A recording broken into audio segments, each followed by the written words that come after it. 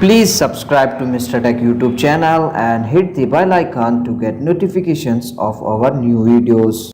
Hey guys, I'm here for Mr. Tech. Today I'm back with one of the most interesting video. In this video tutorial, I'm going to show you how to enable magnification sensor in your Android Oreo. Yeah friends, in this video we will learn this guys. With this help of sensor, you can zoom in or zoom out any part of your Android screen. So friends, for this go to your phone settings like this. In the phone settings, scroll down and find out accessibility. Just tap on it and here you can see magnification. Just tap on it and first of all enable this option like this, and here guys you can see some instruction was available here, you can read and use. So if you want to zoom in any part of your Android phone screen, so you first of all tap 3 times on your Android phone screen, 1 2 3 like this, and zoom out, same thing you want to do, tap 3 times, 1 2 3 like this.